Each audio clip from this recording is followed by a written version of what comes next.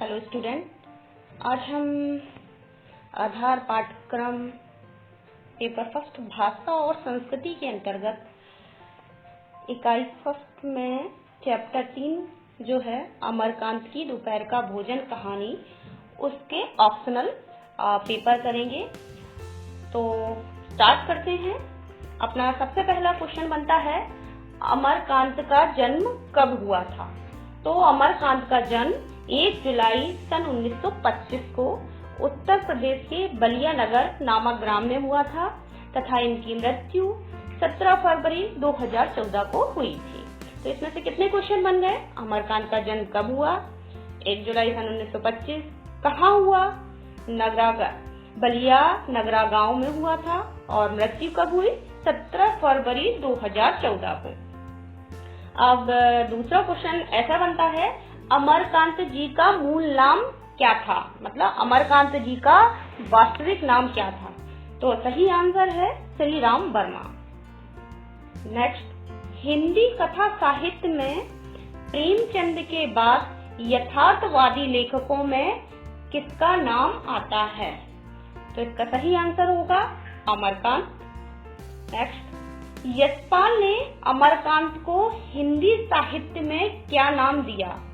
तो इसका सही जवाब होगा मैक्सिम गोर्की नाम। अगला क्वेश्चन, संत द्वारा अमरकांत को क्या नाम दिया गया था?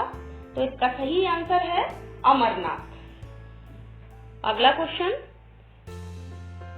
अमरकांत के पिता का नाम क्या है? तो अमरकांत जी के पिता का नाम सीताराम वर्मा है, जो पेशे से वकील थे। उनकी माता का नाम अनंती देवी है, उनकी पत्नी का नाम गिरजा देवी तथा उनके पुत्र 2 हैं, जिनका नाम अरुणवर्धन और अरविंद है तथा उनकी एक पुत्री जिसका नाम संध्या है। आगे क्वेश्चन बनता है आपका, अमरकांत जी ने किन किन पत्रिकाओं का संपादन किया? तो अमरकांत जी ने सैनिक पत्रिका, अमृत पत्रिका, दैनिक भारत तथा मनोरमा पत्रिकाओं का संपादन किया।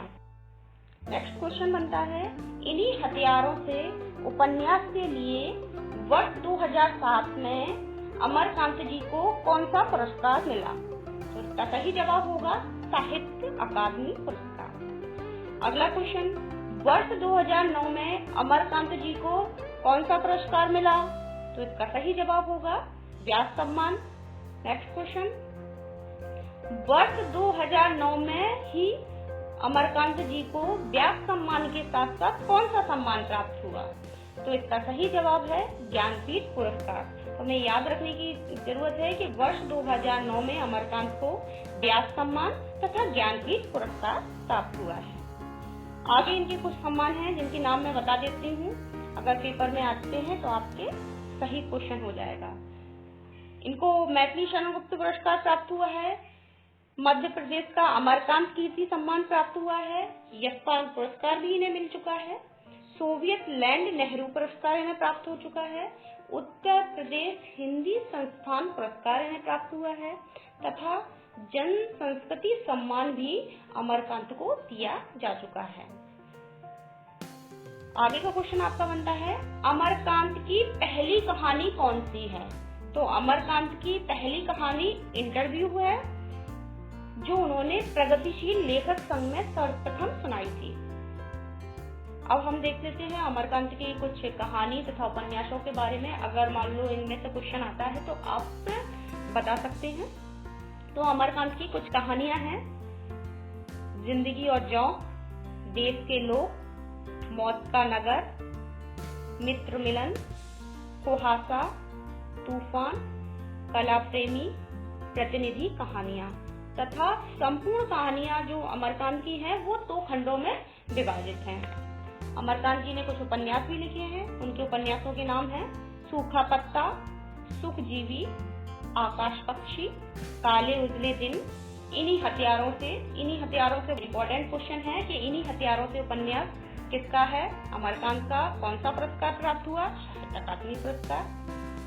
बीच की दीवारें और लहरें इनका लघु उपन्यास है। सुन्नर पांडे की पतोहू आदि इनके उपन्यास हैं। अब आता है संस्करण।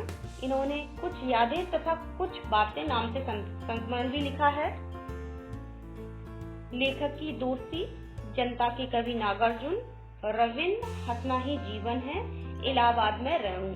अब हम चलते हैं मूल पाठ पे।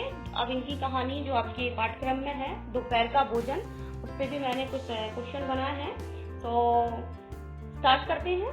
रामचंद्र क्या काम करता था? तो इसका सही जवाब होगा स्थानीय दैनिक समाचार पत्र में प्रूफ रीडिंग का काम करता था। नेक्स्ट क्वेश्चन, सिद्धेश्वरी ने अपने पति से झूठ क्यों बोला कि बड़का तुम्हें बाबूजी बाबूजी किए रहता है? बाबूजी देवता समान है। इसका सही आंसर होगा ऐसा करके सिद्धेश्वरी अपने परिवार को बांधे रखना चाहती थी। नेक्स्ट क्वेश्चन, सिद्धेश्वरी के कितने लड़के थे? तो सिद्धेश्वरी के 3 लड़के थे। बड़ा लड़का रामचंद्र जो 21 वर्ष का था, मझला बेटा मोहन जो 18 वर्ष का था, छोटा बेटा प्रमोद जो 6 वर्ष का था। तो इसमें आपके 3 क्वेश्चन बनते हैं। सिद्धेश्वरी के कितने लड़के थे? 3 लड़के थे। बड़े लड़के का नाम अगर पूछा जाए तो रामचंद्र है, जिसकी आयु 21 वर्ष है। मझला लड़का का नाम पूछा जाए तो उसका नाम मोहन है, जिसकी आयु 18 वर्ष है। तथा छोटे बच्चे के बारे में पूछा जाए तो उसकी आयु 6 वर्ष है और उसका नाम प्रमोद है। नेक्स्ट क्वेश्चन, सिद्धेश्वरी के पति का क्या नाम था? तो सही आंसर होगा इसका मुंशी चंद्रिका प्रकाश। अगला क्वेश्चन, प्रमोद ने क्या खाने की जिद की थी? प्रमोद ने रेवड़ी खाने की जिद की थी। नेक्स्ट क्वेश्चन, सिद्धेश्वरी ने मोहन से क्या कहा? तो इसका सही जवाब होगा बड़का तुम्हारी बड़ी तारीफ करता है। नेक्स्ट क्वेश्चन, सभी के खाना खा लेने के बाद टोकरी में कितनी रोटियां बची थीं? तो इसका सही जवाब है 1 रोटी। नेक्स्ट क्वेश्चन, दोनों लड़कों और मुंशी चंद्रिका प्रकाश के खा लेने के बाद टोकरी में कितनी रोटियां बची थीं? तो इसका सही जवाब है 1। नेक्स्ट क्वेश्चन, खाना बनाने के बाद सिद्धेश्वरी ने दोनों घुटनों के बीच सर क्यों रख लिया था? इसका सही जवाब है उसे भोजन की चिंता थी।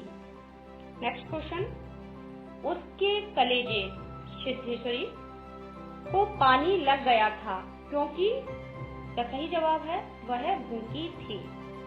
नेक्स्ट क्वेश्चन, समय आने पर सब ठीक होगा, यह कथन किसका है? इसका सही जवाब है सिद्धेश्वरी का। नेक्स्ट क्वेश्चन, प्रमोद के हाथ पैर बासी ककड़ियों की तरह क्यों थे? इसका सही जवाब है क्योंकि उसे संतुलित भोजन नहीं मिला था।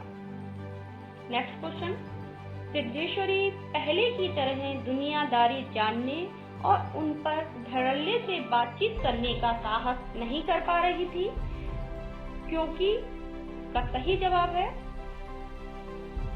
गरीबी ने उसे बुरी तरह से तोड़ दिया था। नेक्स्ट क्वेश्चन, दोपहर का भोजन किस विधा की रचना है?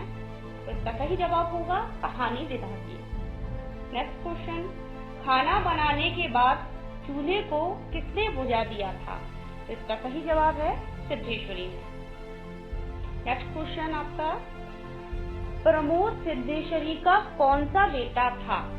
तो इसका सही जवाब है सबसे छोटा बेटा। नेक्स्ट क्वेश्चन, दोपहर का भोजन कहानी में किस वर्ग के परिवार की समस्याओं को उठाया गया है? तो इसका सही जवाब है निर्धन वर्ग के परिवार की समस्या को। नेक्स्ट क्वेश्चन, सिद्धेश्वरी ने मोहन की ओर देखा जैसे कोई अपराध कर दिया हो, इस बात से क्या तात्पर्य है?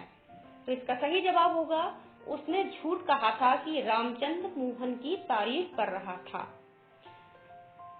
नेक्स्ट क्वेश्चन, उसके जी में जी आ गया मुहावरे का अर्थ है? इसका सही जवाब है उसे राहत मिली। नेक्स्ट क्वेश्चन आपका है, दोपहर का भोजन कहानी में कौन परिवार को जोड़े रखने का प्रयास करती है? तो इसका सही जवाब है सिद्धेश्वरी। अगला क्वेश्चन आपका, दोपहर का भोजन कहानी में कितने पात्र हैं? तो इस कहानी में कुल 5 पात्र हैं। सिद्धेश्वरी के 3 लड़के, सिद्धेश्वरी का पति चंद्रिका प्रकाश और स्वयं सिद्धेश्वरी। तो इस तरह से इस कहानी में 5 पात्र हैं। नेक्स्ट क्वेश्चन, मुंशी चंद्रिका प्रसाद की उम्र क्या थी? तो सही जवाब इसका है 45 वर्ष। नेक्स्ट क्वेश्चन, सिद्धेश्वरी ने अपने छोटे बेटे प्रमोद के लिए कितनी रोटियां बचाकर रखी थी? का सही जवाब है आधी रोटी।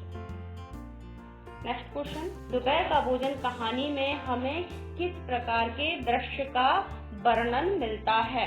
तो इसका सही जवाब है मार्मिक तथा हृदय स्पर्शी। नेक्स्ट क्वेश्चन आपका, मुंशी चंद्रिका प्रकाश 45 वर्ष की उम्र में कितने के लगते थे? तो इसका सही जवाब है 50-55 के। नेक्स्ट क्वेश्चन आपका, सिद्धेश्वरी के बड़े बेटे रामचंद्र ने कहां तक शिक्षा प्राप्त की थी? तो इसका सही जवाब है 12वीं तक। नेक्स्ट क्वेश्चन, मोहन किस परीक्षा में बैठने की तैयारी में था? तो मोहन हाई स्कूल की प्राइवेट परीक्षा में बैठने की तैयारी कर रहा था। नेक्स्ट क्वेश्चन, मुंशी चंद्रिका प्रसाद ने सिद्धेश्वरी से क्या बनाने के लिए कहा? इसका सही जवाब है गुड़ का ठंडा रस। नेक्स्ट क्वेश्चन, मुंशी चंद्रिका प्रकाश की नौकरी कैसे छूट गई? इसका सही आंसर है मकान किराया नियंत्रण विभाग की क्लर्की से छटनी होने के कारण उनकी नौकरी छूट गई। नेक्स्ट क्वेश्चन, दोपहर का भोजन कहानी में लेखक ने किस वर्ग की महिला का चित्रण किया है? तो इसका सही जवाब है निम्न वर्ग के परिवार की नारी का स्वाभाविक चित्रण किया है। नेक्स्ट क्वेश्चन, दोपहर का भोजन कहानी में परिवार के सदस्यों का आपस में किस तरह का संबंध दिखाई देता है? इसका सही जवाब है समझदारी तथा आपसी सहयोग का। नेक्स्ट क्वेश्चन आपका, दोपहर का भोजन कहानी में परिवार के सदस्यों की किस स्थिति का वर्णन मिलता है? तो इसका सही जवाब है मनोवैज्ञानिक स्थिति का। नेक्स्ट क्वेश्चन, दोपहर का भोजन कहानी की भाषा कैसी है? तो इसका सही जवाब है भाषा शुद्ध परमार्जित हिंदी तथा सीधी सादी सरल भाषा है। नेक्स्ट क्वेश्चन, सिद्धेश्वरी ने खाने में क्या बनाया था? इसका सही जवाब है रोटी, दाल और चने की तरकारी। नेक्स्ट क्वेश्चन, समय आने पर सब ठीक हो जाएगा, इस कथन से क्या अभिप्राय है? इस कथन सही जवाब है नौकरी लगने से। इस तरह से आपकी दोपहर का भोजन कहानी के क्वेश्चनों को मैंने बनाने की कोशिश की है। आशा है कि आपको आसानी से समझ में आ जाएंगे। एक बार मैं फिर आपसे कहूंगी कि आप इस कहानी को पढ़ें। मैंने वीडियो भी बना रखा है इस कहानी का, दोपहर का भोजन, तो अगर आप उसको पढ़ लेंगे तो आपको कहानी आसानी से समझ में आ जाएगी। जी धन्यवाद।